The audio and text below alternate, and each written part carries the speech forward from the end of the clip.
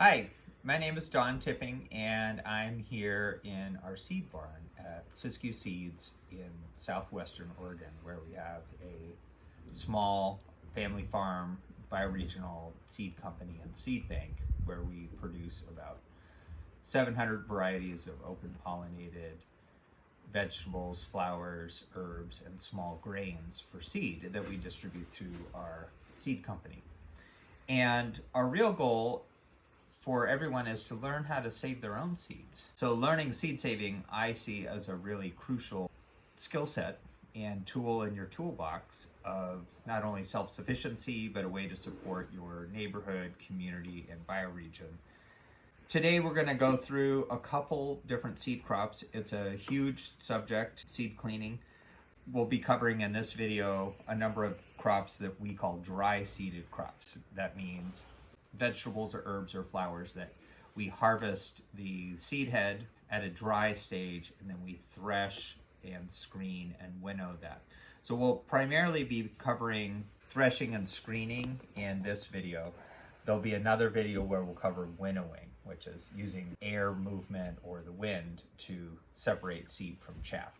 Those techniques are basically how you get seed clean, is screening and winnowing. Well, first off, I want to talk about some of my tools, and at Siskiyou Seeds we've just begun offering some seed cleaning screens. So I'll just cover these and you'll see them in use. So 2 wires per inch. A neighbor makes these out of Doug fir lumber. They're glued and nailed with stainless steel mesh.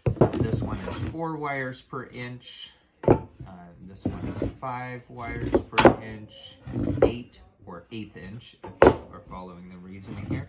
20 wires per inch or 30 wires per inch. So these are basically sold as 2 sets of 3 on our website, or you can buy all 6 for a discount.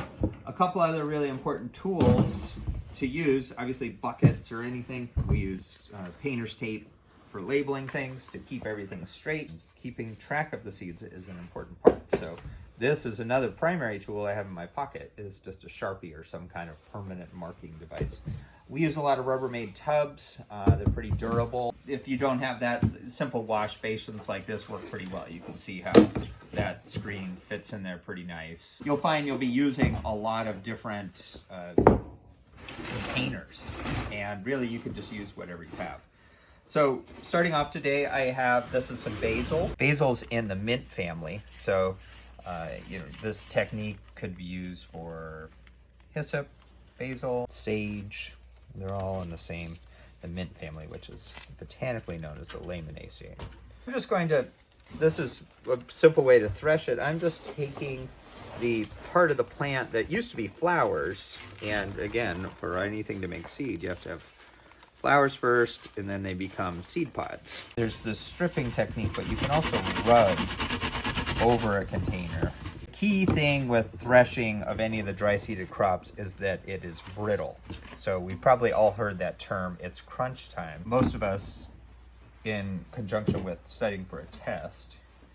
However, it's a term that comes from grain growing regions, and that you want to thresh your seeds when they're so crunchy. Now what I have is I've run all that through that 1/2 inch screen, and I have this leaves and some stems, but mostly seed capsules. And a really good thing to do when you're embarking on a seed saving project is to identify what the seed is. So you can see I've just further threshed some of these, and those grayish black things are the seeds. Now what I'm going to do is I'm going to put this over this white tub, and then pour my chaff and seed mixture, it's both together, over that, and then I'll shake this. And one thing you can do to help figure out, like, is that working? So you can see in shaking that over my hand, and then I'm just blowing over that slightly, and you can see just fairly quickly I was able to get it to pretty clean seed. So I'm going to go and finish the rest of this. A little bit of shake. You can also rub.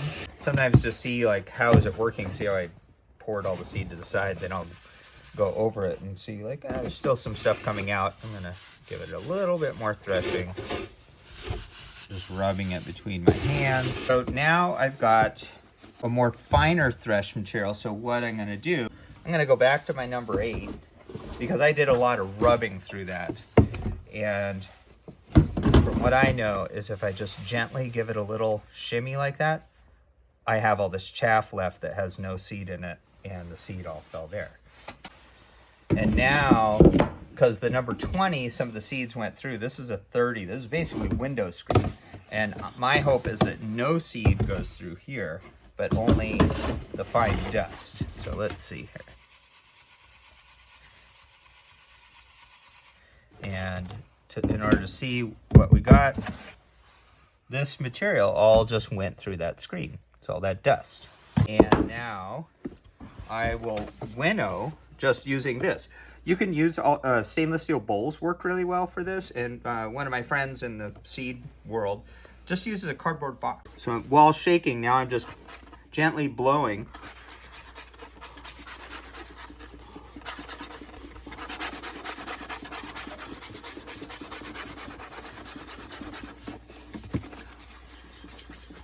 Okay, let's see here. So I am down to just about clean seed.